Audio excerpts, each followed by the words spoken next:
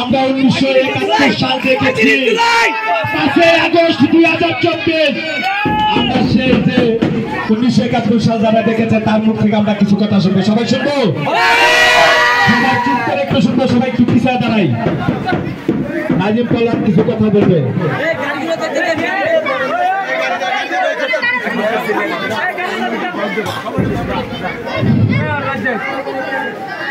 এলাকাবাসী আপনারা ধৈর্যের সহিত দু চারটা কথা আপনাদের সাথে বলবো। আমি অসুস্থ, তারপরও আমি একজন নেমে গেছি আপনাদের সাথে।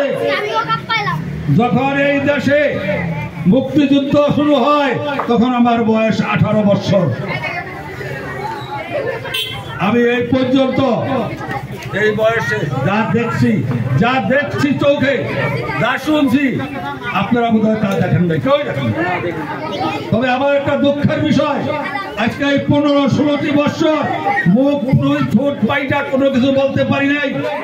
এমনও সময় গেছে আমি এই গাছতলে ঘুমাইছি, কাঁঠাল গাছের গোড়ায় ঘুমাইছি, আমাকে অ্যারেস্টের জন্য পুলিশ আসছে, আমাকে পাই নাই। আমার এই কেয়ারের স্কুলের প্রিন্সিপাল আমার জামাই তাকে নিয়ে গেছে এখান থেকে উঠিয়ে নিবি ডিবির গাড়ি। সবাই কথা সত্য না মিথ্যা? আমাকে না পাওয়াতে ডিবির গাড়ি আমার জামাইকে উঠিয়ে নিয়ে গেছে, মির্জাবাড়ির সামনে দিয়ে ঘুরিয়া তারপরে ছেড়ে দিছে। আমি এই বয়সে আমি একজন অসুস্থ রোগী, অপারেশনের রোগী, আমার হার্ট অপারেশন। আমি এই প্রেসিডেন্ট হাসিনার সরকার কোনো কথা বলতে কাউকে দেয় নাই। এটা আপনাদের কারণ কোনো আশা নেই।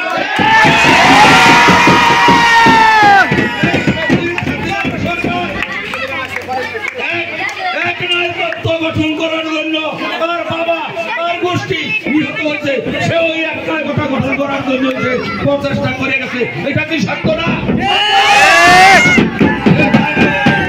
এই দেশের মানুষের শান্তি সে চাইছে না, মানুষের শান্তি সে চায় না। চ্যালেঞ্জ করবো, এই দেশের মানুষের শান্তি সে চায় না, সে শান্তি চাইছে, সে শান্তি চাইছে দেশকে ভারত বানানোর জন্য।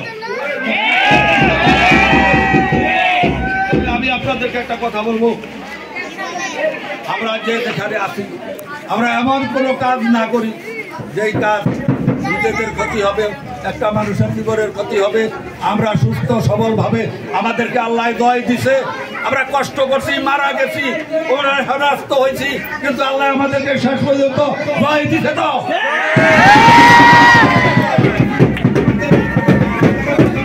এখন আমাদের যে ছাত্র, আমাদের ছেলে সন্তানরা, ছাত্র ছাত্রীরা, ভাইয়েরা যারা নিহত হয়েছে, তাদের জন্য আমার কামনা করতে হবে, তাদের জন্য চিন্তা করতে হবে, তাদের ফ্যামিলির জন্য চিন্তা করতে হবে।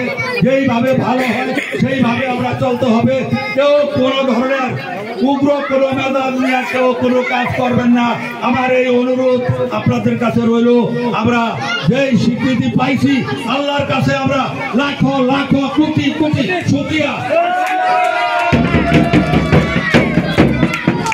আমরা এই জয়ের মাধ্যমে শুকরিয়া আদায় করি আল্লাহর কাছে। আমরা বলবো আল্লাহ যেন আমাদেরকে সুখ শান্তি ভাবে সবাইকে চলতে দেয়, সবাই যেন সুখ শান্তি ভাবে চলে, আল্লাহ যেন আমাদেরকে সেই শক্তি দেয়।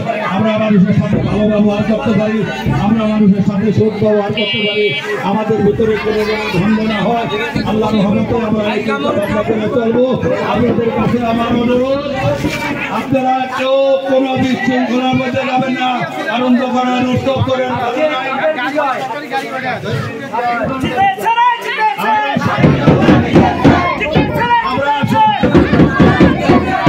এই প্রেসিডেন্ট হাসিনার সরকার চুরি করে আজকে